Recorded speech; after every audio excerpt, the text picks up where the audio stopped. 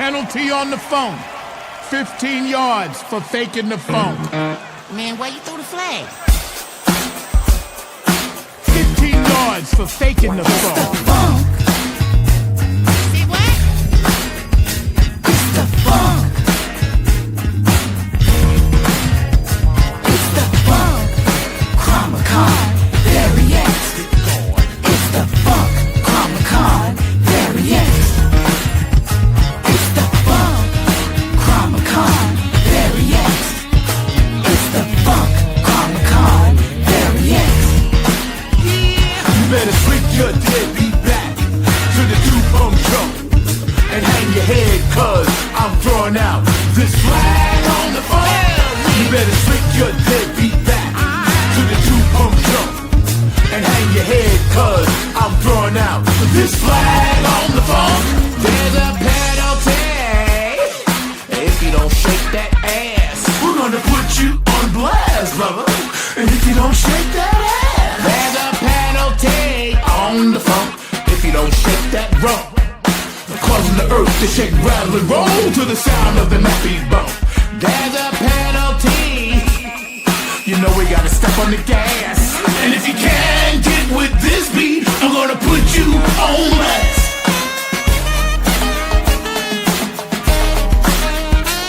And if you can't get with this beat, I'm gonna put you on blast. Yo, what's this funk Chromacon thing you talking about? I don't know, man. That's a whole other thing.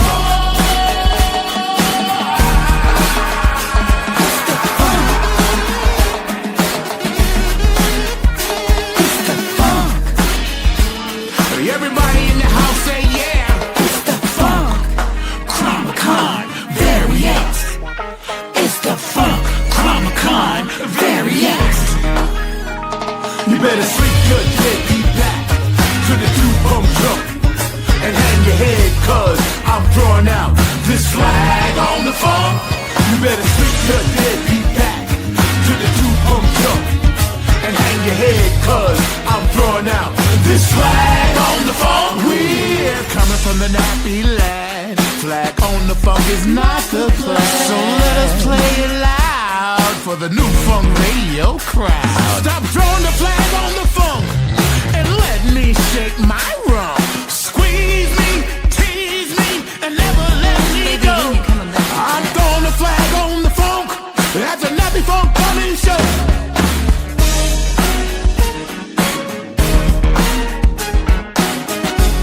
We ain't never gonna stop. We ain't never gonna stop.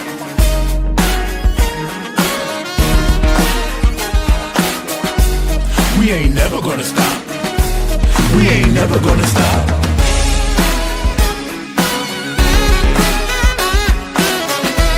We ain't never gonna stop.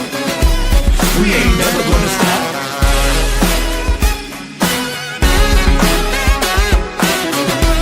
We ain't never gonna stop. We ain't never gonna stop. You better sleep your deadbeat back to the two-pump drum and hang your head, cause I'm throwing out this flag on the phone.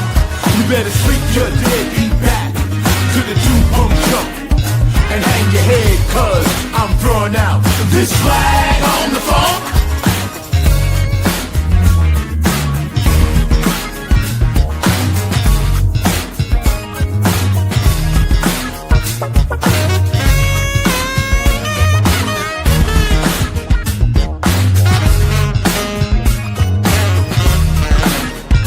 It's the funk. It's the funk.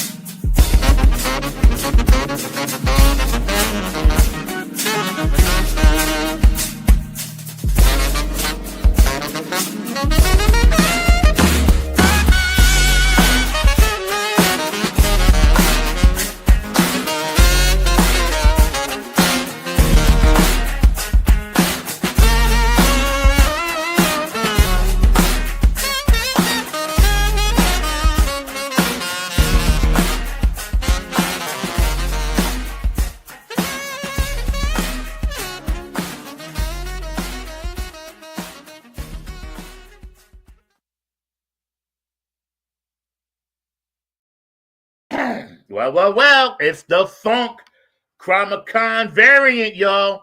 We in it. I told you. So check this out. Welcome to Funk from the Front Seat, live 9 on the Grind TV. Today, my producer, Mr. Mark Lee, and I have a very, very special guest.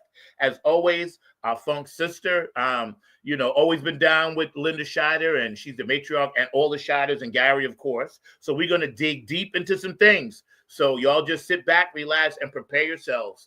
And remember, these are our opinions and not of StreamYard, not of YouTube, not of Facebook, not of Twitter, not of TikTok or X or any other platforms that we are on. We appreciate you guys. Stay active in the comment lines. I know a lot of you guys said y'all tuning in, enjoyed the Funk of Vinci. I know Mama Sandy, and I got all these emails and texts and tweets, about this particular show.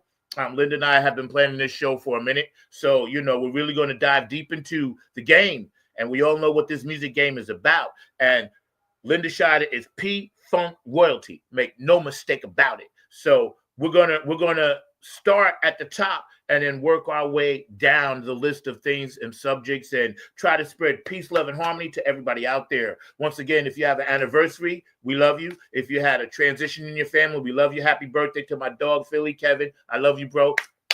And a few other birthdays that maybe I missed. Sheila Barstow, my big sister. I'm proud of what you're doing on Broadway. I love you for that. And everybody else, happy birthday to you, man. It's funny because backstage, I was telling Mark a story that Linda beamed in, and we was like, I was telling Mark about this badass song called, The Funk Done Gone Hip Hop, and I was singing it, and then I had forgot. Who was honored of the Shiders. So, it just means that God is shining on us today. So, Mark, get Linda in and let's say hello to this beautiful spirit of ours. Greetings, my friend. Yo, I got to say, man, that was perfect timing because when things like that happen, I know God is like, smiling. You look beautiful, by the way. Thank you, Queen, for joining us. I think Gary sang on that song too. I thought I heard his voice. Yeah, that you were playing. Yes. Yeah, I think Gary did a track on that. I'm sure I heard his voice up in there. Yeah, I'm sure he arranged the whole thing because it's the DNA, So how are you doing? I know you out in Kansas City. I'm great. I got a little bit of a cold I'm getting rid of, so you might hear me sniffing every once in a while. I'm trying to keep it in wraps, though. Yeah, you look beautiful. Don't you worry. God got you, sweetie. So I got to just ask this so people don't be bothering you about it. Since you live in Kansas City, are you going for the Chiefs or Philly in the Super Bowl? Let's get that out the way. It's kind of weird because, Andy coached both teams. I'm sure he's expected. But, like Trump used to say, he could shoot somebody on Fifth Avenue and get away with it. I think the Chiefs will have that same kind of clout here in Kansas City. Every place you look has a chief something in the window, in front of the stores. Everywhere you go, there's Kansas City Chief merchandise being sold. They run this city. They own it. So I'm conflicted. I guess I'm going for KC since I live here. Yeah, I ain't mad at you either way, bro. Because, it's like, I get it. Because, see, I'm a Jets fan, but it's green. So Philly's green. And Kevin and them, my dogs, and David Brooks, they all up in Philly. But then I just told my neighbor, I got you on today, and you in Kansas City. And I don't want you to be hurt either. So I'm conflicted. I'm going to stay out of this one. Dialed in on either team. It's just going to be a good game, I'm sure. Yeah, I'm going to stay out of this one. What's up, C? I love you. Talking about the Super Bowl, Jay-Z is producing the Super Bowl halftime show. Oh, he is? Yes, I didn't know that. And I told you, we were talking yesterday about surprisingly what they're making to do these shows. Yes. Like Usher made $641 union scale when he did the Super Bowl halftime. They don't pay them like the kind of extravaganza that they produce. They don't get that kind of money. I was surprised. Me too. When you told me that, I was in shock. Yeah, but I guess they do it for the publicity, Yeah. And also people great on the resume. That's why I'm so pissed that they never landed the mothership at the Super Bowl. That's some racist shit right there. Considered using George for that. Yeah, that's racist. The only time is when they played in Detroit and he walked out. But then I was like, y'all should have happened. And I'm not angry about it. I'm just disturbed by it. You know what I mean? Because it's not fair. Like you're in the funk, you're in the Rock and Roll Hall of Fame. How are you not, there at the biggest spectacle of the year, kind of like the Mardi Gras thing? So that always bothered all of us funkheads. So yeah, we're hanging out today, and we're going to dig deep into some things that I know personally bothers you and touches you. So first of all, it's Black History Month, and normally I shout somebody out, but today you are Black History. So this is dedicated to you. We salute you for being a Black woman in the movie industry, writing industry, published, author, musician, singer, performer. We salute you, giving you your flowers today. I appreciate it. Thank you so much. All Black history, right? So let's just address the elephant in the room. We know over the years there has been some issues with performers and artists, in your realm as well, in that circle, that really felt they didn't get their just due when it comes to economics, and when it comes to royalties, and when it comes to the overall support that you were there. So just give me a little insight and tell us about how you feel about that. I think the record industry has been getting away with this from its very inception. Like in the old days, like record companies like Chess and Roulette would play like Etta James and Wilson Pickett and those kind of people. They would give them a car. They used to call it Cadillac Records. I think they did a movie called Cadillac Records, kind of blasting them for that kind of business practice. Yeah. And they did not think Black people knew what to do with money, so they would give them something, anything except cash. Right. Making hits, like topping the Billboard charts and stuff. And I get you a new Cadillac, that kind of stuff. That's how they were dealing with Black artists. And there's always been a two-tiered music industry. There's money, they give white boy money and Black folks money. Yeah. There's never been the same kind of income coming in for Black folks, for That's Black right. artists. Right. And that's been from the very inception of the record industry. Yeah. And I know, because you came from DC in that area in Atlanta, I know a lot of times organized crime has had their hands in certain things. Mm-hmm. And the exploitation of artists. And see, that's why people say a lot of negative stuff about Barry Gordy, but really he's a hero because he basically took, now maybe those guys didn't get paid and they got exploited. They didn't. They were on salary. Yes. At least he said, listen, if anybody is going to rob us, it can't be you. It has to be me. Because he understood. And that doc, Standing on the Shadows of Motown, a must watch. Everybody should have it. And so growing up in this business, how do you think the offering of drugs and sex and all of that gave people a false sense of security, musicians and artists? Because all we want to do is create. We don't care about the other stuff. It most definitely did. And that was another kind of a useful way to keep people in line. You drug them out, you play into their weaknesses, and you exploit them. And that's exploitation was the name of the game. And it kind of still is in a way. Yeah. It's sad because, we love, you guys for what you did, because like I tell you many times, Funkadelic and P-Funk and Bootsy and that whole crew, you guys were our superheroes. What's up, D? You guys were our superheroes. You look like us. You talk like us. You smoke weed with us. You guys were the closest thing we could ever get to being there, because you were there and you didn't forget where you came from.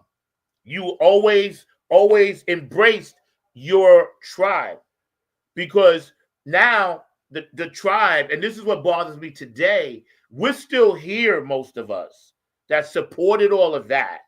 And sometimes I feel people like George the Funk Vinci, like David Brooks, like Sonia Murphy, like, Mama Sandy, like all the Funketeers that come to the ball, Tony Cam and everybody else. Sometimes I think that gets overlooked. And I just want to make people aware of that. That was very important, because in the beginning, it was all black people buying the music for the funk.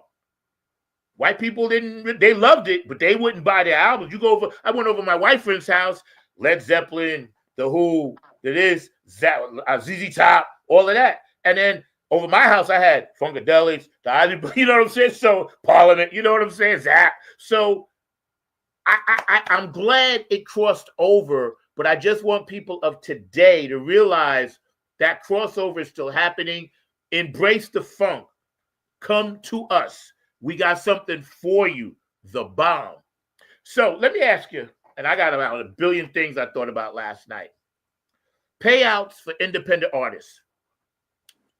Spotify just came out with this thing now because Earth, Wind & Fire is suing them, I heard, and Doobie Brothers because their music is not being, they're not getting their royalties from Spotify. So Spotify now is messing with independent artists like me, you know. How do you view platforms like, and I love Spotify, don't get mad at me. How do you view platforms like that only pay artists 99 cents a download? I think Napster was the very first online music site, and they were ripping the artists off. Now it's kind of like blossomed because the record company didn't know how to deal with it. They kind of had to get catch up mode to figure out how to get the money that was being exploited online. The thing with those guys is they're charging what they give you what they can because they don't have any control. There's no control over it. There's no minimum payment involved with them. They pretty much have their own to do as they please. Yeah. And that's what they're doing. And it's sad because, like you said, you know, it's so hard to keep track of where the music goes and is. And in a way, I'm happy for that because we're reaching the masses, but I'm saddened because publishing, for those of you that don't know, is where artists actually get paid. That's where the money is. Right. That's where we get paid. Yes. So, you know, I'm in BMI. I know you was at ASCAP BMI for, yeah. I'm BMI as well. Yeah. Me and Gary both. Yeah. I remember, and you told me about, you know, Gary's thing with BMI. So in addition to that, I wanna really hit this right now because, like I said, this stuff has been bothering me. You know, do you think that the money that is being generated by, again, my opinion, the iHearts of the world and the Live Nations of the world, those two have everything locked up as far as concerts, radio airplay. George, you and BMI, that's what's up. So I know we tried to open up for Fishbone and P-Funk when they came to the Ritz, and they told us, well, you're not a part of the Live Nation BMI stuff. Yeah. What? Yeah. They told us we couldn't do it. They couldn't do it because the Ritz, the place itself, only books Live Nation and BMI, Live Nation and iHeart acts. Oh, wow. Yes, that happened right last year when George Clinton and them came through. So tell me your thoughts on that. I find that kind of hard to believe that they would be so exclusive, you know? Yeah. I've never heard of anything like that. That's kind of that's weird. If your management company doesn't do that whole BMI, that whole Live Nation and iHeart thing, you know, and I'm friends with people at iHeart. It's a Live Nation Jay-Z's thing too, isn't he? He a part of Live.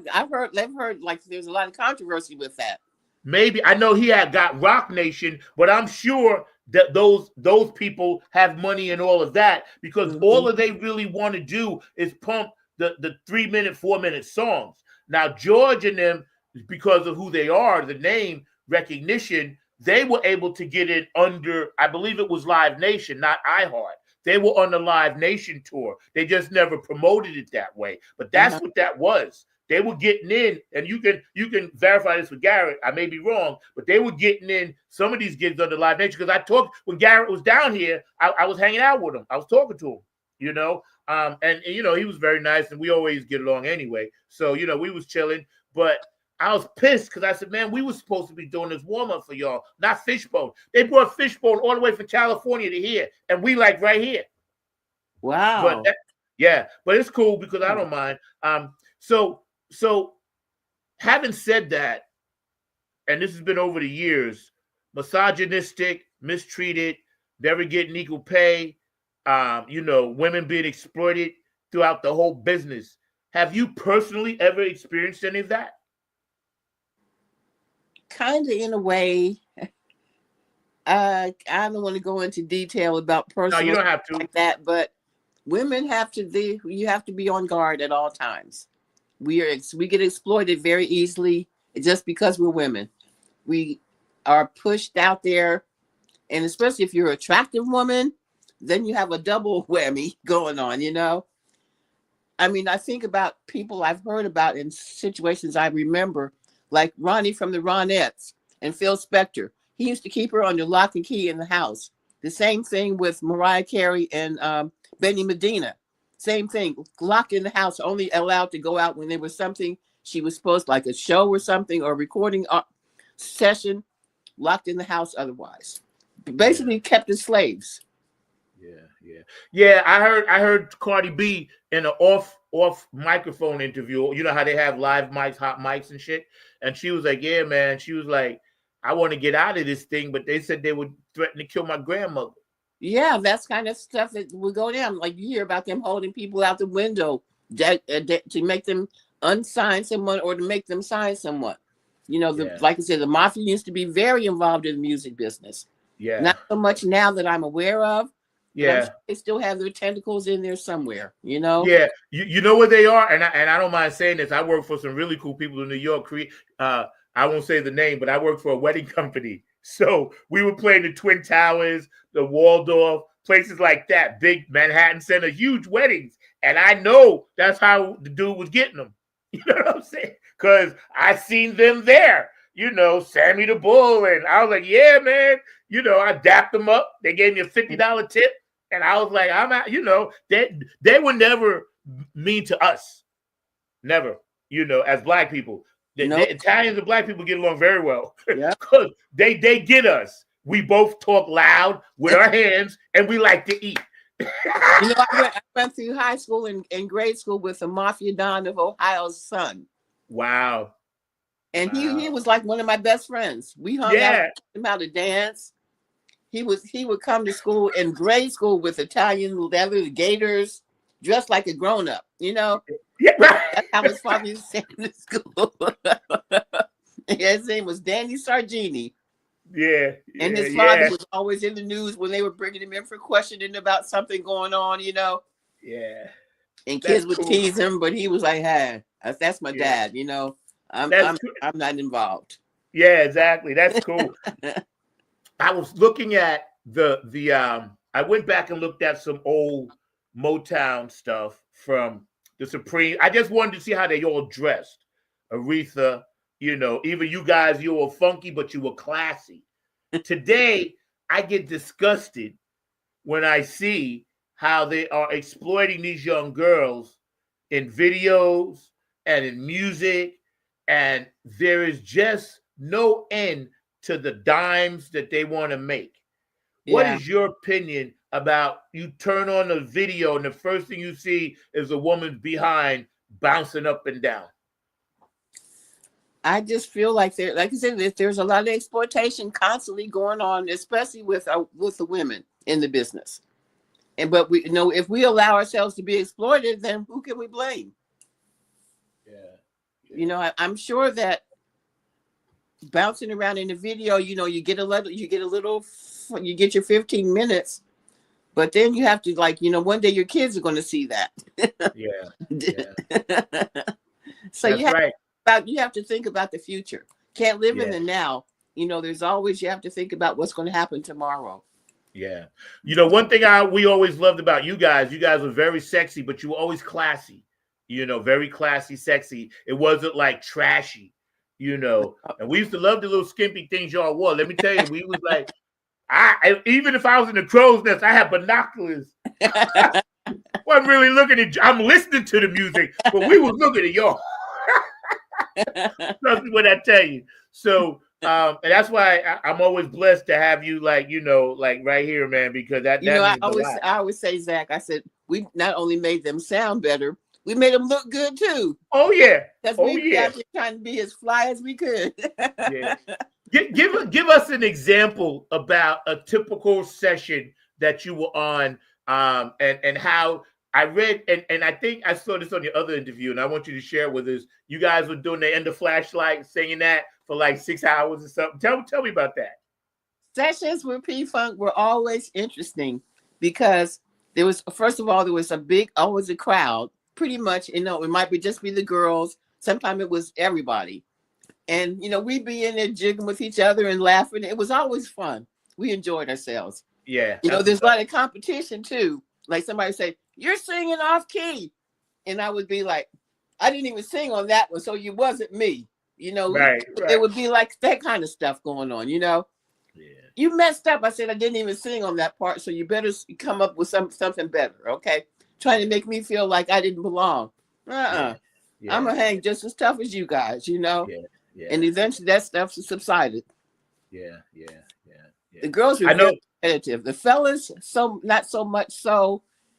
Maybe the guitar players were kind of like always trying to outdo each other. But pretty much it was like a family, Yeah. That's what I always admired, through whatever was happening. You guys never really took that to the stage. You know what I'm saying? Always professional. And I remember seeing you guys at the Apollo when you did that stint there, like 30 days. I came like a whole week straight. Well, the Apollo. I took a vacation week off I really did. I took a vacation week off my job. I told my boss, listen, I have to go to college. I said, listen, I got to go to school. I said, because my school is in Harlem and it's 7 days. And I bought 7 tickets for 7 days and just sat there and just watched and listened and learned. That was one of the best experiences I had because, again, you guys were accessible.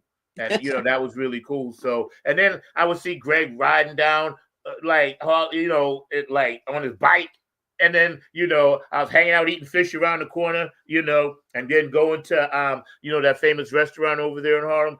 And it was very cool to understand how the whole mechanism worked, Yeah. And then once I figured that out, I was like, okay, now I can go ahead and do what I want to do and help keep the funk alive.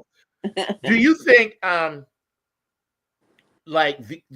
keeping the funk alive mantra and what Bootsy and Patty are doing as far as funk not fight, and you writing your book, The Tales of Diaper, and telling these things, do you think we're reaching enough of the masses, or is there something else we got to do to really push it to that next level? Well, I think one issue I've always had is that George gets all the publicity, and the songwriters and the makers of the funk kind of always get kind of like pushed to the side. That always bothers me, that we don't get enough recognition. Yeah. Like I said, when George got his star on the Walk of Fame and on Sunset Boulevard, I thought that should have been us too. I think we deserve to be recognized as well.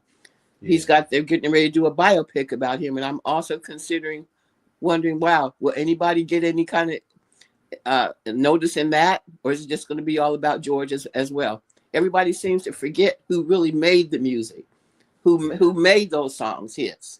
Yeah. And it wasn't just the guy in charge. Yeah. And you know what? And that's a very truthful way of speaking the reality that happened, regardless of where we are now or where it was then. That's very factually accurate because you were actually there, which is why I wanted to bring you in and interview like this, because I think it's important. We here at FFTFS are going to do everything we can to make sure you guys know. I love what Dawn is doing, when she wrote her book, and I didn't get it yet, Dawn. I'm sorry, I'm broke. I'll get it soon. But, I love what you did in your last interview I saw. And I think the world can feel it, but they haven't processed it yet, because it had to be a collective, like you said, the mothership. you know. So the collective, we've been feeling that all our lives. So we owe a debt to you, you know, for being a good soldier, as Mike Hampton once told me. He said, "Yeah, man, I'm just a." We're all very good soldiers. Yes, he said that, man. And when he said it, it touched my heart. I was giving him a hug, man. I was like, "Yo, proud of you, bro." He said, "Yeah, man." He said, "I'm a good soldier," you know. It really touched my heart, man. So I was like, yeah, you know, you are, you know, because that's hard work. All those songs, you know, writing, and people think being in the studio for a couple of hours is easy. Try like 8 to 10 to 12 hours, you know. We're doing 4 or 5 hour sets. Yeah, is that? Oh, yeah, that too. That part. That part. I was talking to Dennis, and he said that's why George brought him on. He said because George was bringing in 2-3 drummers just to get through the whole show. Exactly. And Dennis was young. He had the energy. Yeah. Yeah. So he said, yeah, I could play for like 3-4 hours. I was like, yeah, I get it. Yeah, I understand. You know, when we look back at the whole mothership experience, do you believe in UFOs? Do what? Do you believe in UFOs? I think I've seen one. Okay. Out of California. Same. Oh, excuse me. Let me get some water, Zach. Hold on. No worries. Take your time.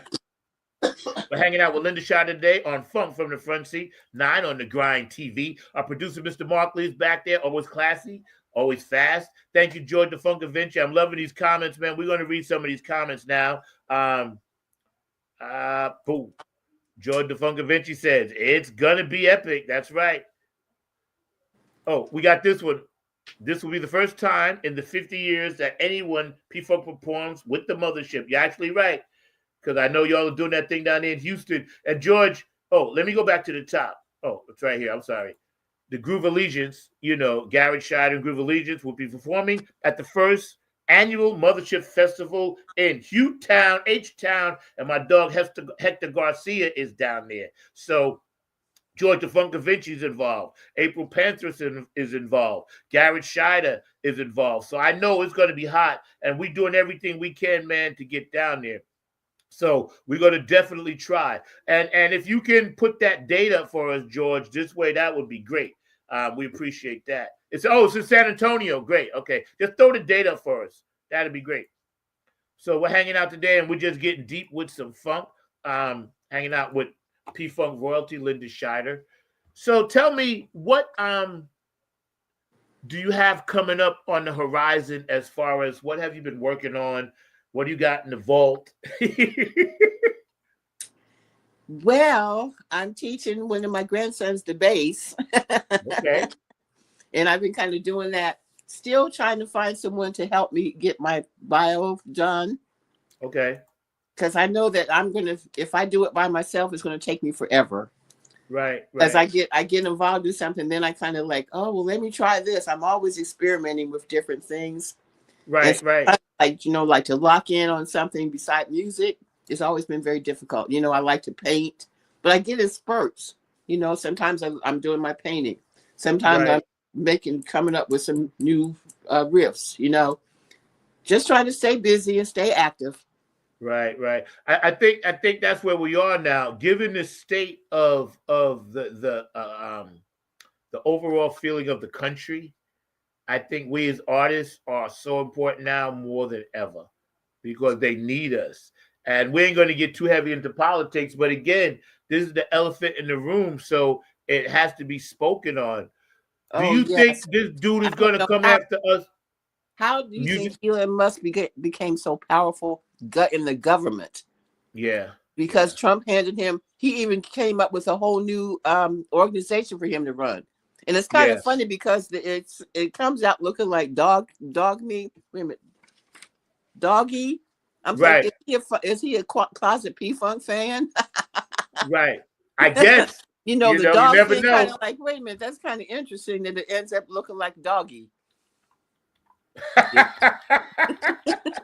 So I said, is he maybe a closet? Yes, I hear he's autistic. So who knows? He might be a closet P-Funk fan. And you know what?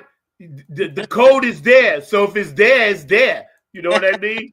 If it's there, it's there. So it may be. That may be the secret code. Maybe we all should atomic dog it. Maybe that's going to cure the world. You know, if we all just get out there and atomic dog it one time. They did that down here. When they went out in Greensboro and they got the cues, and then they were all like doing a new video down there. I didn't go. I know Shirley Clinton was down there, and you know they were down there doing it, but you know I had other stuff to do. But maybe, hey, you're probably right. You know, doggy. See, now I looked at it as Dodge Ram, but now I'm gonna start calling it doggy. Yeah. I like that. I like that. You know, but what he's doing is not hardly funny at all. No, He's it's not. Hold of all of our personal information from the IRS. Yeah. You know, and see, here's the thing that I want people to know. This is important. Like, if you're in North Carolina, I don't know about other states. We had our grants frozen as artists. They froze our grants. The Hayti Center and Downtown Raleigh Cultural Arts Center, the grants that they get from the government to help out musicians to do things got frozen last Friday. Now and they're trying to eliminate those things. They're trying to eliminate NPR. Yep. PBS. Yep. MSNBC. Yep. He definitely wants to go after them. Yeah. And see, it's not fair at all to begin with. But why are you messing with artists? Art. Like, why are you doing that? For that control. They want to control everything. They want to control everyone's thought processes, their lifestyle, everything. Yeah, that's why we as artists got to buck the system as much as we can, you know, and just be like, yo, we are the revolution. You know what I mean? And see, now our Latino brothers and sisters understand, like, yo, we should have listened to them, you know, because we went for the okie doke, didn't they? We as Black people have been trying to tell them since the Cuban thing, you know, like since the 60s. We was like, yo, y'all ain't really white. Y'all need to come over here.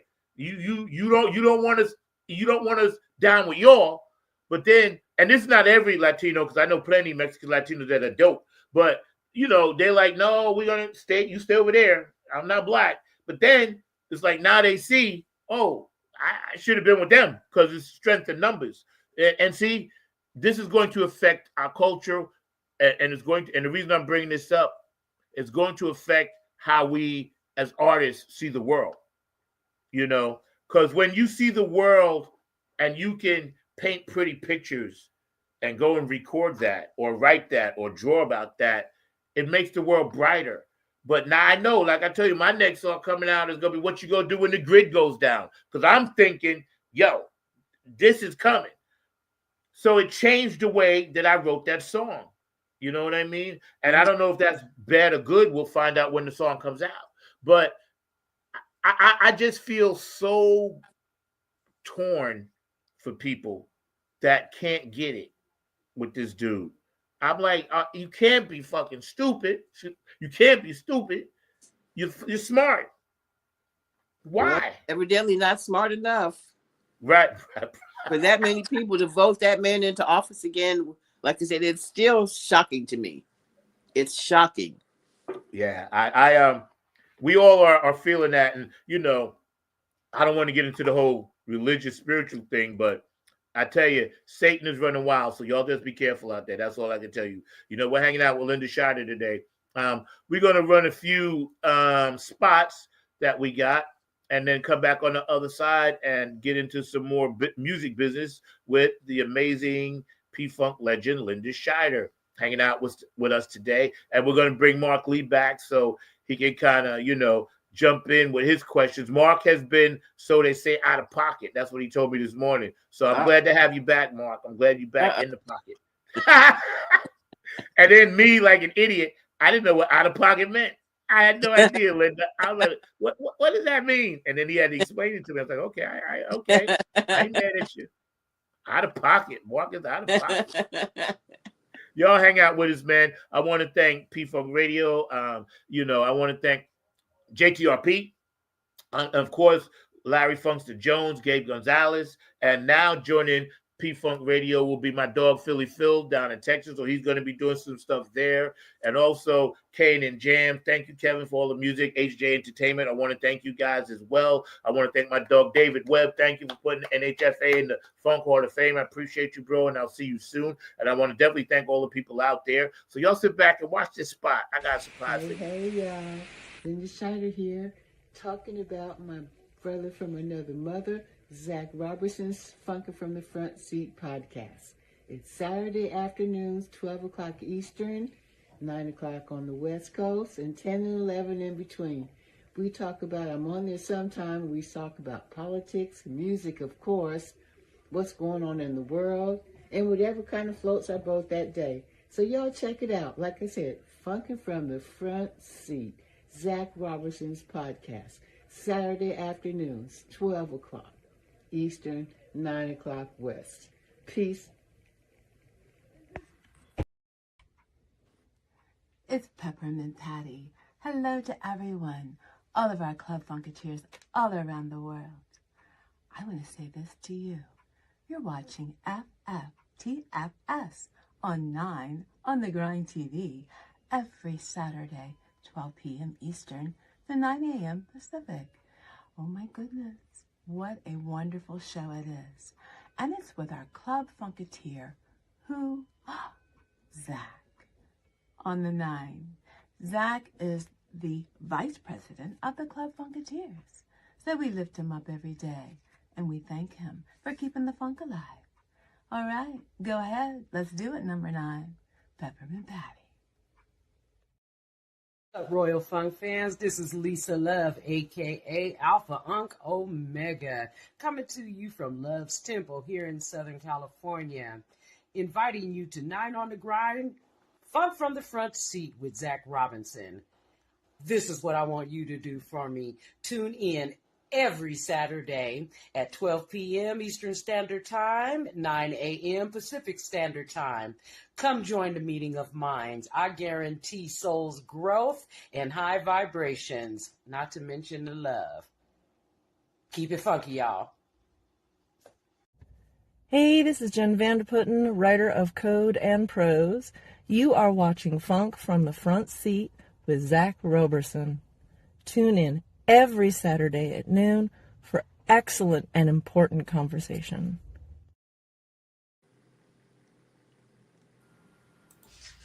Hey, this is Keith Jackson with P-Funk Radio, inviting you to check out my brother Zach Robinson with Funk from the Front Seat. Saturdays, 12 noon on the East Coast and 9 a.m. on the West Coast. It all happens on 9 on the Grind TV and also on YouTube. Great guest, great conversation each and every Saturday. That's Funk from the Front Seat with Zach Robinson on 9 on the Grind TV and YouTube. Check him out. This is Joe Keys of Joe Keys and the Late Bloomer Band.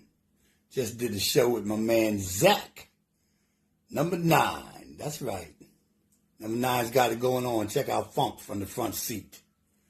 Zach Robinson, serious good vibrations, y'all. What we need. Peace. Hey fam, what's goody good? What's really good? My name is Jeff Roberson from the gospel group called Jeff Roberson and New Life. And I'm coming to you from the town that we had to name it twice. It's so nice. New York, New York. And I'm bringing you some news about my brother from another mother, brother Zach, who's bringing you his hot new show called Funk from the Front Seat. Listen, he's bringing you funk from the vault, from the past, from the present, and into the future. He's got that music that makes the hair on the back of your neck rise up. He's bringing you funk all the way down to your toes. This is that funk that makes you really want to groove. Stay tuned. Don't touch that dial as he brings you funk from the front seat. Listen, let's go. I had to get those spots in. Thank you for all the people that support and show love, right? Because when I see those spots, I remember like, oh, this is the family, this is the tribe, you know? And thank you for your lovely spot. I appreciate that. Mr. Markley, you back there. I want to bring you in on this. I want to get into the next subject. Mr. mysterious deaths around publishing. Now, I'm not a conspiracist, but I do see reality.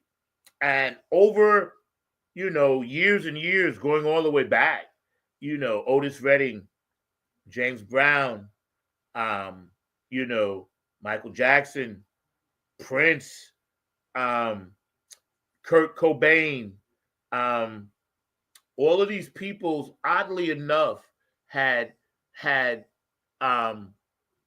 obtained great deals of publishing money. Michael Jackson had just bought the Beatles catalog. Prince had his purple thing. He said, the purple pie. How do you feel about knowing that that's Whitney Houston? How do you feel about knowing that stuff actually happened to our people? You speaking to me or Mark? I'm talking to you. Speaking to you. Oh, I find it very suspect. And like I said, that was drugs are one of the things that were always fed to Black artists, and not just Black artists, artists in general, to keep them in line. If you have a habit of some sort, you're more controllable. Yeah. But Prince, specifically, I know Prince was not a drug user. So for him to die like that was very suspect to me. I know people that worked with him who said they would never even if he knew they would even think about doing drugs, he'd get rid of them. That's how bad it was, how intense he was about that whole aspect of his career. I just don't see that. Whitney was doing drugs for years. So her was more understandable that, that was how she went out. But certain people, it's just kind of suspect. Yeah. Mark, your thoughts on that?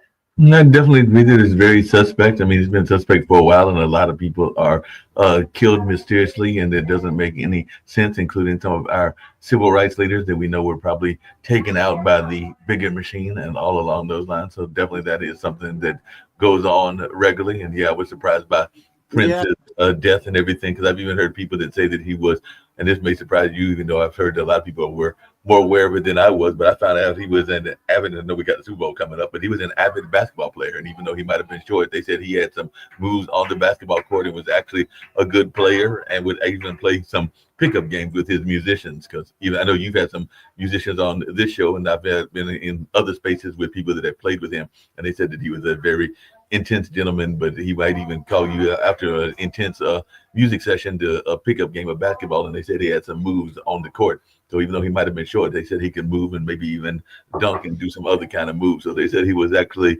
a good basketball player and all along those lines. So a lot of people might be shocked that he was as good as he is and everything. But yeah, a lot of the things don't make any sense. Elvis was involved in drugs and everything for a long time, but the way that he was controlled by his doctor and everything, and the way that the drugs took him out, I think was suspicious. I was actually visiting with my grandma years ago, decades ago, when he passed and everything. We were actually in Disney World in Florida and everything like that. And I remember coming back and watching the TV, and even that was decades ago, but was still very suspicious. And we hear all these suspicious things that happen on a regular Marilyn Monroe. Marilyn Monroe, yep, Marilyn Monroe, another one. So yeah, what's the, like when you reached your when you like overstepped your boundaries, it's time for you to go. When you're asking for too much, you're demanding too much that the people don't think you deserve, it's time for you to go. That's right. How things seem to go down to me a lot. Yeah, I like George's comment. Go ahead and read that comment, Mark. Yeah, I was going to read the comment and actually going to tie it into something I was going to say, but he said he thinks Prince was a setup because the gatekeepers couldn't control him. And I was listening to y'all talking earlier, and you were talking about Live Nation, and I know I brought it up to you a couple of times, Zach, and I'm sure Linda's aware of this as well. But a lot of times the gatekeepers are in control of a multitude of the industry. So Live Nation actually is tied into Ticketmaster and some of the ticketing companies, as well as those venues and the radio station. So a lot of times all of the elements of the octopus, if I can use that analogy and everything, are all controlled by one entity. So it's got like one heartbeat, but it's got multiple tentacles, and they are all controlled by that same heartbeat. And even though there's multiple tentacles to what's going on, and that's been going on for decades. Forever. And don't think that payola is a thing of the past either. No. It kind of in my opinion, the Grammys looked kind of suspect because, you know, it was like, wait a minute, Kendrick Lamar walked off with about 10. Is he that good? Really? Or the next one. And he's playing the Super Bowl, right? Yeah, he's playing the Super Bowl. See, maybe that's like you said. Maybe they got him that to promote the Super Bowl. Mm-hmm. But did you hear what the young lady said, Linda, at the Grammys and everything? Because I did not watch the Grammys. Like Zach was saying, I was out of pocket and wasn't doing as much as I probably would have done if I was at home and all along those lines. But I was just wondering, because I did hear that there was a young lady who won Best New Artist, but she basically called out the music industry because she said that the music industry isn't paying artists, that they don't have benefits, and that they're not getting medical and other things. So she basically said that if y'all are going to make money off of us, y'all need to be paying us, but also making sure that we can take care of ourselves, whether that's housing or whether that's medicine. Her speech was very profound. I can't remember what the name was because these were all new artists, so people I'm not really familiar with. And there was another girl, she was from Tampa. She was a hip hop, won a couple of hip hop awards. She was speaking on her like being a brown skinned black woman. How, you know, the contrast, like say for her and like a Beyonce, you know, being, you know, like miss like second class citizenship because of how she looks. You know, she's not really a beautiful girl, but she's a nice looking girl. And she was how she was like being like second class citizenship, you know, because of how she looked. Believe me, both of them were very profound. And all of dark-skinned black people understand that. Because I was always like dark, and I've been discriminated against because I wasn't, as they say, high yellow. But that's all a myth, you know what I'm saying? But Linda, you had told me something on the phone the other night. We was talking, setting up the show, and you said something about Beyonce's speech or somebody's speech. That's what you were referring to? No, it wasn't Beyonce because you know she was just typical Beyonce. This was a new artist. She's from Tampa, Florida. What's her name? She has a really odd name too, like Cognic or something like that. Yeah, I'm trying to look her up now, but the one that I was talking about is, and she's got some criticism from even the music industry and everything, but they don't like the young lady that won the Best New Artist is Chappelle Rowan and everything, and she's even saying that she's basically fired back on Instagram with a $25,000 throwdown. So she definitely got challenged and everything, but she's the one that definitely criticized the industry, and she had like a kind of like a fairy type hat and everything like that. But yeah, she definitely called out the the industry, and she said our record label is doing enough to support emerging artists, and her general gist is that they are not doing enough to support emerging artists or artists in general all along those lines. But yeah, it was definitely a good speech that she gave. Part of being out of town and being out of pocket was to hear some speeches, even while I was out of town, that dealt with the industry. And one of the things that I heard that I was curious to your thoughts around, Linda, is that, and it kind of plays into what y'all were talking about with the news. A lot of our kids are not getting their news from traditional sources and everything, because they are actually getting their news from Facebook and Instagram and a number of other things. So even the way that that's going is changing and everything. And I also heard a gentleman say, because y'all talking about those 5-minute songs and those short songs, that we may be getting, and I don't even know how this is going to work, Linda, we may be getting 1-minute telenovelas coming out of China. So I don't even know how you can get drama in 1 minute, but they're talking about that they're going to create 1-minute telenovelas and everything like that. So a 1-minute soap opera. What's a telenovela? What is that? It's like a Spanish soap opera. Yeah, I'm curious too. In 1 minute, what is it? Can't say much. It's like a soap opera. It's a soap opera. I saw something where they said they're going to do shorts. Say shorts, like 1-minute shorts, soap operas. Yeah, I don't see that does. You know what they're doing, and this is true because we peeping this out here on this show, so y'all ain't doing this to us. They are literally program, reprogram, deprogram. You know what I'm saying? Like George, y'all was saying back then, they want our brains to be so chopped up, full of mush. So we already respond to beeps and pings. They figured that out. Bing, oh, phone. Bing, oh, phone. You know what I'm saying? We already know the algorithms know what we like, because I buy a pair of sneakers. The next day, I got 1,000 sneaker ads. You know what I'm saying? Right? We already know Big Brother George Orwell said this in the 80s. They're watching. They don't have As to watch independent artists, we Zach. have the internet. Zach, but they got Big Brother in your house. I don't have one. Well, I actually got Yeah. one, but I don't use it and everything. But who Everybody among us that has doesn't? cameras in their home, you can imagine that there's not only one person watching what you're doing.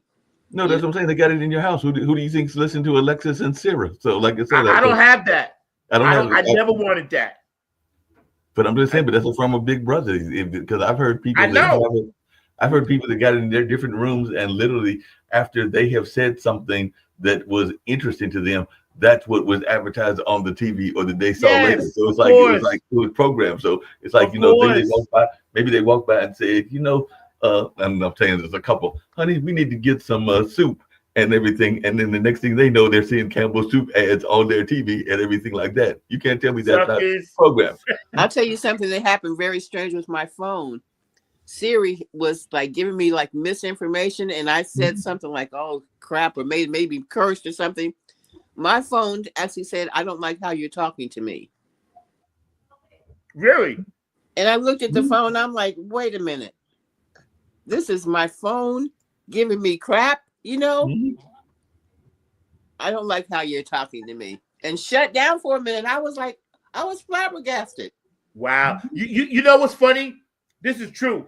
You ever have to pay a bill online and the AI picks up and it's like, "Oh, would you like to make your payment, sir?" Right? And then you press 1 for yes, 2 for no. You press 2 for no. And then it's like, "Would you like to make a partial payment, sir?" The voice changes and the inflection changes. And then you're like, "No, I want to speak to customer service representative." Hold on, a customer service representative. You know what I'm saying? The whole thing changes. And I know this is happening. I ain't losing my mind. Yeah, I'm like, "You was nice a minute ago. Now because I can't pay the bill, you all shitty with me on the phone." What is going on? You know what I'm saying? What are you doing to me? I don't even know you. You're not even real.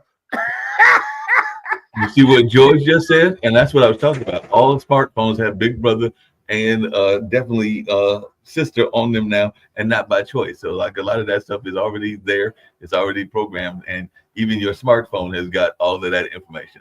It's Zach, this is what is scary. I don't know how you've ever done it, but I get a lot of, even here at the center where I'm at, I get a lot of business cards. I have put in the information of the business card that might just be a telephone number and a address, like a typical information of the business card and everything. It will pull up information that wasn't on the card when you enter the data and everything. So that's how deep Big Brother is. Like it will, like say it says Zach Robinson. I'm not gonna give your number, but telephone number and everything, and then it will literally pull up your current address, even though that's not on the card. Whoa! You tell me that's not scary. We're in it, and see, Revelation speaks of this because a lot of the stuff we use technology for is good, science, operations, etc. Finding lost kids. Here's something that they won't do that they should have did. And Kim had talked about this 3 years ago, Mark. They should have where if you abuse somebody or you're a pedophile or something like that, right? It should be something that follows you on your body or chip inside you where the police and authorities know where you are. Because you can't tell me they can find a person from their driver's license or registration, but then they never seem to find these criminals.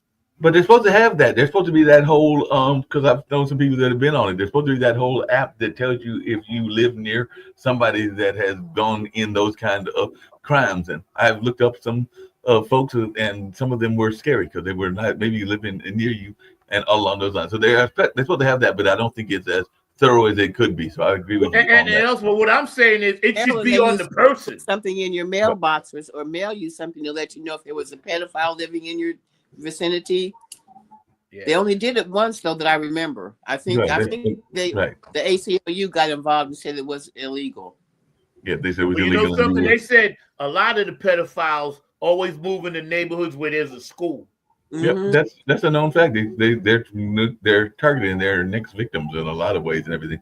Hey, Zach, I know I'm going off just slightly and everything, but I was just curious while y'all were talking. I did look up his rallies from 2022 in terms of traditional funk. I could not find any on his playlist, meaning that purple person or whatever, or that person that's got the crazy hairstyle that's currently in the office. But he did have some songs like Michael Jackson. I think he had one or two Prince songs, and he did have a couple of folks that would be identified within the funk idiom and everything, but none of the major ones. Because like Michael Jackson, I think he had Beat It and Thriller and a couple of other folks, but I did not see like the George Clinton. He's a Thriller, all right. Yeah. They had Cool in the Gang, he had Celebration, so he did have some of those songs that would be somewhat. God bless the Republic. God bless him. I want to see him moonwalk his ass out of there. How about that? Yeah, exactly. and take the Three Stooges with you. Yeah. Three Stooges? Okay. Don't you think you got like about 20 Stooges? Because every time you turn around, I just want the main three for now. I'll settle for three for now. Okay. We know in the industry, sex sells. Okay. Every commercial now, it's got hip hop in it. Rap, sexual, selling me something. This is one of my pet peeves. I want to hear your opinion, Linda, and then Mark. Yeah. Every little thing now. Now, something I saw on TV the other day really disturbed me.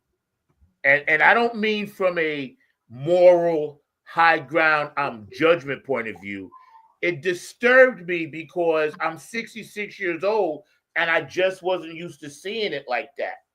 It was 3:00 in the afternoon. I was watching a playoff game. And, you know, we all got politics on our mind. So I was like, damn, we lost. I couldn't believe it. I'm still thinking about how did we lose? I saw a commercial, and I liked the commercial. It was for HIV. And they had 4 different scenes, mini scenes. The one scene, the guy and the girl, they would talk about HIV and how this medicine helped them. The other scene, you know, gay couple, obviously, how this medicine helped them. And then another scene, how this medicine helped this lady. But then at the end, they went back to the 2 men, and it was a black dude and it was a white dude. Now, I'm not racist, I'm not homophobic, or none of that. But it just shocked me because I was watching a football game at 4 in the afternoon. So I'm thinking my testosterone is high. The 2 men actually kissed. Not pecked. They swapped tongues. Linda, this shit fucked me up. I haven't seen that commercial. I'm not the same since, and this was 2 weeks ago. It completely blew my mind. And then I said, see, we know this. We ain't mad at you for this. But this is how the liberals lost. Shit like that. And see, I find that most commercials these days have interracial couples. Yeah. We still have that racist undertone in this country. So whatever they're selling, people are not buying, obviously. No. Or Trump wouldn't be in the White House today. You know? Yeah, I've never seen a commercial that made me buy anything. Like, I know what I want, so I just go get it. You know what I mean? And the commercial was shot in such a way to where it might have been the first of its kind, because we've come that far, and I'm okay with that. But you got to give people in my generation a buffer. You can't just throw that. Very similar to that during the Olympics. That kind of took me by surprise. It was like a gay guy, and kind of like it was bisexual in nature, sexual in nature, gay in nature, and it was, I can't remember what the product it was selling was. Seemed like it might have been something in the clothing industry, fashion industry or something. But the commercial was so sexually oriented, I was surprised that they showed it during the Olympics, when kids are watching. It was pretty intense. Yeah, and see, we're in those times where we can accept all of that. But again, we got to think how the United States is a global place. Everybody ain't really ready for that. And I know I talk to a lot of black men and a lot of white men that are straight, heterosexual in my Uber car, and we all say the same thing. We voted liberal and for the Democrats, but we don't like how our party seems to be focused on the wrong stuff. That's not important. The medicine was important for HIV. That should have been what I came away with. Priority. But instead, I came away with this other thing. And that really, it bothers me. I don't like it. Zach, that's been going around for a while. Y'all were talking about the portrayal of musicians and everything, and I put it in chat. There's a young lady, I think she might live in California, but I knew her mother, who was a local model and everything, but she literally made her living as one of those hip-hop vixens and everything. So you can look up Shonda Paxson. She was on a number of those hip-hop artists and everything. She's a known model, about in her late 20s now, because I think she's a mother herself now, late 20s or early 30s, but she was very much caught up in that video modeling, trying to use the sex appeal in order to get the music sold. It wasn't about the lyrics, it was about the sex appeal and all along those lines. And she actually made a good living doing that and was on some name artists. I just can't think of their names off the top of my head and everything. And by the way, Zach, I did look it up because I was just curious, me and my natural curiosity, and you sending me down rabbit holes and all along those lines. But the first commercial that featured two-man shopping was actually I think it was a Japanese company, because I think IKEA is Japanese, but they were the first marketers to feature a gay couple, and that was 20 years ago. They did it in 1994 when they showed two-man shopping for a dining room table, and that was the first major national TV ad to portray a gay couple ever. So apparently that was they didn't swap tongues though. Right. I was okay with it. They can hold hands. I've seen commercials with gay men holding hands. I ain't mad at gay men. I got friends. But I'm like, yo, it messed me up, because I don't think, and I was looking at it from a political point of view, why we can't get that center right to move center left with us is because of things like that. Because they feel we're focusing on things that should be left in the home or the church or the school. It shouldn't be coming across the screen in between the halftime of a football game. But Zach, I ain't mad at it. No, I get what you're saying, but they're going on the opposite side, because I don't know if y'all saw this. I'm sure Linda did, because she's got ties to DC and everything along those lines. But literally, I think it was yesterday, or maybe it was earlier today, that because of a drag show, and they did do, I think, a drag show several years back. Several people have done drag shows and everything, that Trump is ready to take over literally the Kennedy Center. He said he wants to fire the entire board of directors, and he wants to put himself in charge of the Kennedy Center, which is one of the leading cultural centers in the nation. But he wants to literally take it over and put his people in charge, like he's doing with everything. For what purpose? For what purpose would he want to do that? It's just, it's an ego thing. It's him wanting every shiny new toy that's out there. He wants to be in control of everything that he can be in control of and everything, and he wants to dictate. And it's also that he wants to get his people in there. Like, I know that, maybe Kid Rock is tired of playing the small clubs, and he'll have Kid Rock up there doing a Kennedy Center honors and everything like that, because he even dissed the Kennedy Centers at the honors and all along those lines. But now he wants to take over the Kennedy Center and put his people like Elon Musk and other in charge of it. So who knows what he'll take over next? Maybe he'll take over the trying to think of another major iconic institution. Maybe he'll come down here and take over Duke Performances or something like that. But he wants to take over everything. Well, I can honestly say they're trying to fight him on tooth and nail on everything. But I'm so sick of them asking me for money every 5 minutes. I've had two while we have doing this show. I've had two text messages from them asking me for money. I'm sick of it. The money I gave them didn't help. So why keep on supporting someone when they can't figure out how to win anymore? It's the same. Right. You know what's funny? We're talking about this, and then George, put that comment back up, Mark. I gotta read that. I seen one with the dog humping the dude's leg, and I was like, WTF. And then he says it was for barbecue sauce, right? See, this is what I'm talking about. See, now to George and I, we still can overcome that and be against the bullshit. That's the Republicans.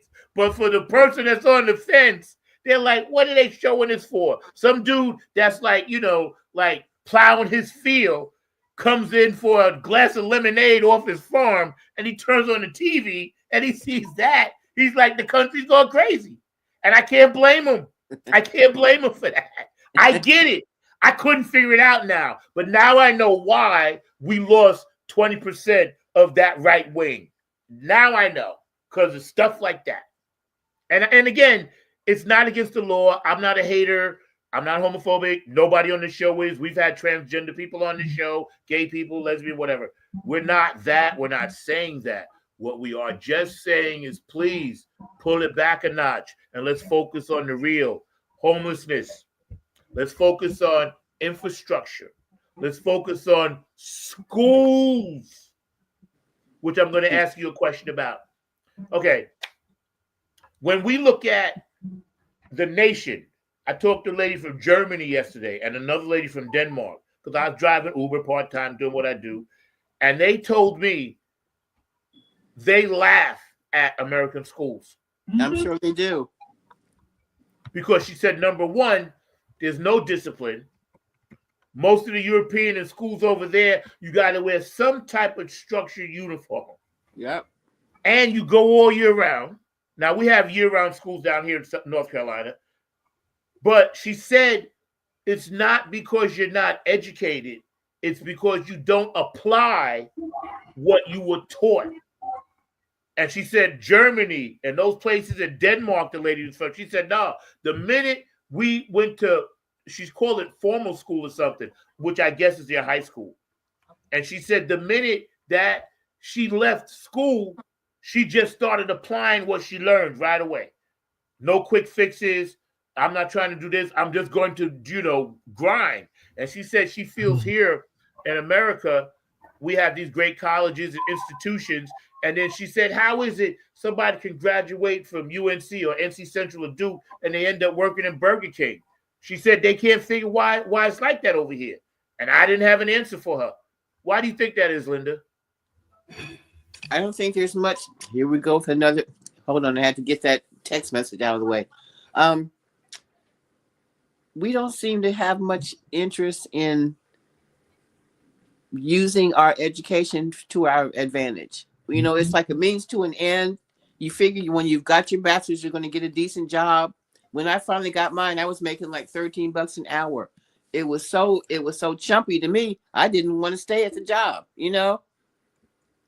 I figured I was planning to go to law school, but the law schools I was invited to attend were in 2 different states where I couldn't afford to have a dual residence. Mm-hmm. So I had to put that dream out the back window. Yeah. We just don't seem to have much of a upward mobility issue going on with us anymore. Yeah. We were always told, go to college, get a great job. That's not in the cards anymore.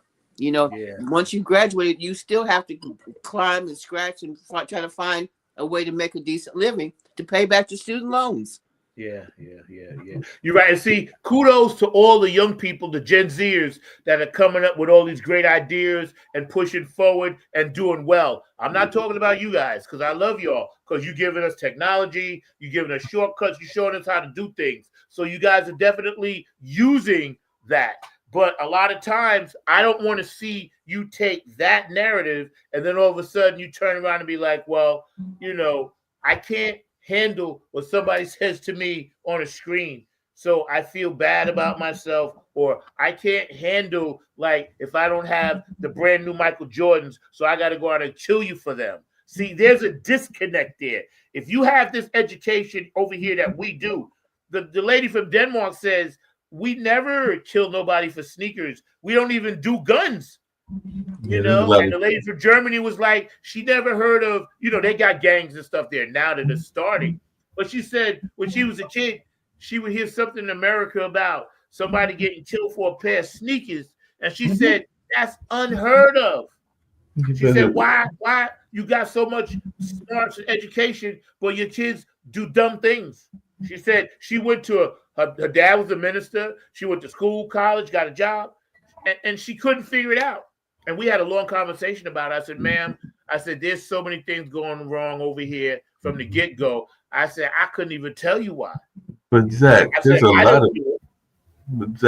of issues around that and everything. One is that, because y'all kind of alluded to it earlier and everything, is that where I get frustrated is there's a lot of conversation even among our kids and everything for them to join the machine, not to fight against the machine, but them for literally to join the machine and everything like that. So even to that notion of going to work for the quote unquote man and everything, and not really encouraging as much entrepreneurship and development as there probably should be, and all along those lines, because they want you to go to work for somebody else for 15, 20, 30, 40 years and not really try to climb up the ranks. And that can be very frustrating. And that's part of the reason that some of these young people are trying to steal what they think is what they need and everything like that. Because there's also this whole epidemic around bullying, and there's a lot of bullying, and particularly around our young folks. Even though I don't have any, I've got those two nephews of mine, and I know you got your two daughters and everything, and I am oftentimes scared, literally, for these young people because of the nature of society. And every time you turn around and you hear about these kids that are literally taking their own lives and everything like that because of the bullying and other aspects of what's going on, that is very scary, and all along those lines. And by the way, that's what I'm talking about. Yeah, it's very scary. And by the way, I just looked it up. Going to look it up and everything like I oftentimes do. Germany, and but right now the U.S. education is in 13th place with a score of 0.883 and falls behind countries like Germany and New Zealand. South Korea ranks first in education for last year, and the U.S. spends $16,080 per public school student per year and everything like that. So they're spending money, but we're not even in the top 10. Not in the top 10. We're number 13. Yeah, we're not even in the top 5. No. But yet we're supposed to be the best. Come on now. Yeah. It really bothers me. And this crosses over into the music game, because a lot of kids feel like, hey, that's my out. That's my shot. That's my shot. And I hope God bless them. I hope they make it. The only problem with that, Zach, is that going into this business, as cutthroat as it is, and not having the intellect to know how to make a deal for yourself that's protecting you. Yep. Ray Charles was the first guy to put in his contract so he got control of his masters. Yeah. So he could control his publishing and what was done with his music. Yep. And Billboard used to put out a book called This Business of Music, which gave you A to Z, everything you need to know about getting involved in this industry. But I think it was put out in the 70s. I don't think they've updated it, but it really would not be relevant now because of what's going on the internet. This was before the internet came into being. This was like in the 70s when they put the book out. And it was very informative. It told you everything you needed to know about publishing, about what to look for when you did a record contract. It was very, very good information. Yeah. It was the Bible. It's so outdated now, it probably wouldn't even be worthwhile to look at it. That's right, because back then that was the Bible. Every musician had to have that. You're right. It was like our Bible, but like I said, it's so outdated now because of the internet and what's going on with business now. It probably wouldn't even be applicable. Yep, that's right. That's right. And see, like dealing with the music game and young people, please listen to what Linda's saying, because she knows she's been through the whole thing. And dealing with that game the way it is set up now, the quick money, because a lady asked me the other day, young lady, I went to get a fish sandwich, and she's young Arab girl, no more than 16, 17. She's like, oh, you do music? Oh, help me with this and Instagram, TikTok, this and that. I said, listen, I that ain't me. I'm not a Gen Z person. I said, first of all, you too young and you're a woman. And I said, no. I said, you get yourself a young producer, some young dude, a woman. I said, because me personally, I said, there's a line that I draw when it comes to dealing with people in this game. I said, I hope you make it. And I know you're going to do well if you write and this and that. I said, but you don't need to be soliciting random strangers about what you want to do. I said, that's the first mistake you making now. I said, you don't even really know me. So you don't want to give me your ideas and give them away. Keep that close to your vest. And I said, get yourself, surround yourself with one or two people. Exactly. Good people that believe in you and that you can trust. Right. She didn't even know me. Now, she's a nice girl. She trusts me. Obviously, I go in there for food all the time, but I'm just a customer. If you want to really understand how this thing works, you gotta look at it from a different point of view. We got about 5 minutes left. Linda, you've been gracious to hang out with us. I know it's early over there. And we appreciate you. Always a pleasure, Zach. Yeah, we appreciate everything that you taught us today and everything we learned and sharing your stories, your personal things and things like that. And also reminded me, about funk done gone hip hop. See, I'm gonna play that song when I get done. I love that song. I used to dance around my house. Before we go, I want to say how proud I am of all the women that are producing music now. Mm-hmm. Not just like I said in the studio, actually doing their own thing. Producing, I produced a lot of my stuff. I never got credit for it, but hey, it was a learning experience to be able to control a session and be able to tell people, you play this, you back out, that that kind of stuff. It was very, very enlightening. And that, and we're going to give you the full screen in a minute too. And that's very important because on this show, we always uplift women. We know you guys are the strongest people on the planet. We know that, you put up with a lot more than you talk about. You carry a lot more than you mention, especially as women of color. And we also appreciate you, at least we do, I do, because, I mean, having the female energy around you is a necessary thing. If you're a dude like me or Mark or somebody, we need that. So y'all keep doing that, man. That's what it is. So I'm gonna give Linda Shider the full screen. Mark, any last thoughts? 1 minute. No, just like I said, I'm curious to see about the development of the industry, particularly the industry that you're in, because I just saw that Spotify and Tencent are going at it with each other and everything. So I told you how this goes along and what happens in that space, because there's a lot of these things that even the independent artists need to be aware of and try to work within the trends in order to be successful and all along those lines. So definitely it'll be interesting to see how it plays out and how we can make it a beneficial even for those that are independent. Yeah. And see, just to piggyback before we get Linda the full screen, independent artists, no matter if they have 5 million followers or 5 on Spotify, will never make a dime from them as they should. Snoop Dogg, I think he said he had 250 million followers, and he said he got $650. Right. From Spotify? He got it from Spotify, Zach? Yeah, he said, listen, he was on YouTube talking about it. He was like, a lot of artists, Chuck D from Public Enemy, all of them, they're like, we ain't making no money from Spotify. That's why Chuck D started his own thing now, which I'm trying to get involved with. He's got his own platform. He put money behind it, and it's a place where musicians can go. I forgot the name of it.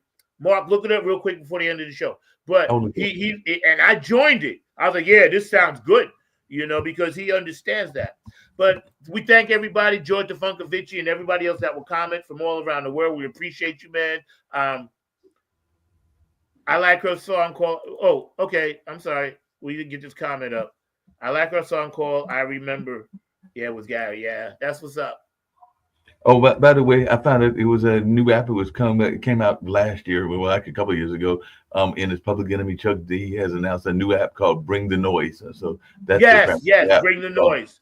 Bring the noise and everything like that. So definitely there are things that are like that are out there and everything. And even if you're into sports and everything, I want to say that Fanside is Black owned as well and everything. So there are things that we can do to support ourselves and not have to depend on the other ones that are out there that are owned by other. It's about time.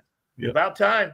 Yeah, but Bring the Noise. I like that. I was like, yeah, that's because Public Enemy, they're my boys. I love what they do. So we're gonna get out of here. You guys have been a great audience. Linda, we're gonna give you the full screen. And then Mark, run back flag on the funk. We throwing a flag on the funk today. So, we want all the independent artists to shine and grind and do all that good stuff. We want to thank everybody for tuning in.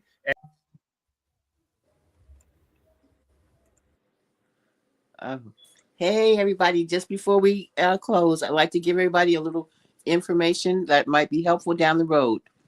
When you're negotiating for yourself, you want to make sure you have a good crew around you, people that believe and are trustworthy as well.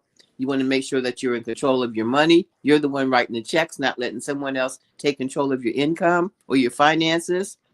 You want to make sure that when you're negotiating, you got all your ducks in a row. You know what you want. You know how to get it. And if they're not listening, there's always someone else down the road. I wish everybody who's fledgling artists the best of luck. Hope to hear your music on the radio real soon. Peace and much love. Thank you so much. I appreciate you, Linda. As always, you're my big sister, and I love you for that. And I'll be in touch with you real soon. We're going to hang out and get some music done one day by hook or crook. Because I got to get you on some of my stuff. It's like, you're next. You're the obvious next one. So, and like I said, out of respect for you, my band, we don't do Red Hot Mama until we can do it with you. All right? That's the deal. High five on that as a deal. I got you. I love you, man. Love you back. All right, man. I'll talk to you later. Okay, dokie. Bye-bye. See you, Mark. Love all you guys out there, man. You've been great. Yo, Mark, pump that tune up.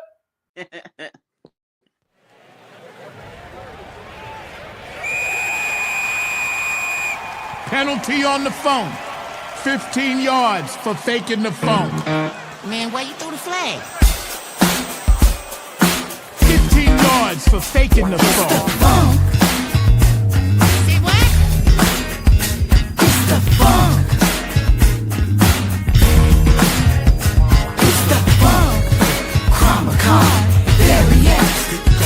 It's the funk. Chromacon, variants. It's the funk. Chromacon, variants. It's the funk. Chromacon, variants. You better switch your deadbeat back to the two-pump drum and hang your head, cause I'm throwing out this flag on the phone. You better switch your deadbeat back to the two-pump drum and hang your head, cause I'm throwing out this flag on the phone. There's a penalty if you don't shake that ass. We're gonna put you on blast, brother, and if you don't shake that ass, There's a penalty on the funk if you don't shake that rump. causing the earth to shake, rattle, and roll to the sound of the nappy bump.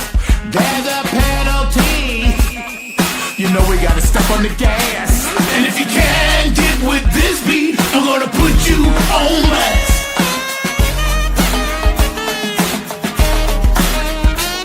And if you can't get with this beat, I'm gonna put you on blast. Yo, what's this fun Chromacon thing we talking about? I don't know, man. That's a whole other thing.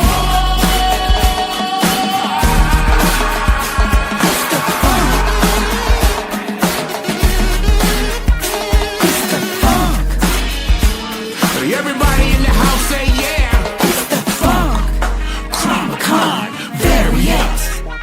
It's the funk. Chromacon, variants. You better swing your deadbeat back to the two-pump drum and hang your head, cause I'm throwing out this flag on the phone. You better swing your deadbeat back to the two-pump drum and hang your head, cause I'm throwing out this flag on the phone. We're coming from the nappy land. Flag on the funk is not the plan. So let us play it loud for the new funk radio crowd. Stop throwing the flag on the funk and let me shake my rump. Squeeze me, tease me, and never let me go. I'm throwing the flag on the funk.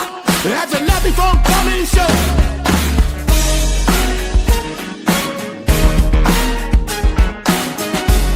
We ain't never gonna stop.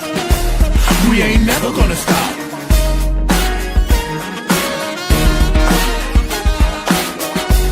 We ain't never gonna stop. We ain't never gonna stop.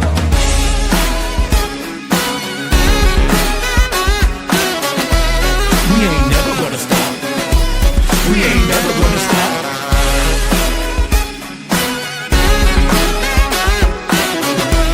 We ain't never gonna stop. We ain't never gonna stop. You better switch your deadbeat back to the two-pump drum and hang your head, cause I'm throwing out this flag on the phone. You better switch your deadbeat back to the two-pump drum and hang your head, cause I'm throwing out this flag on the phone.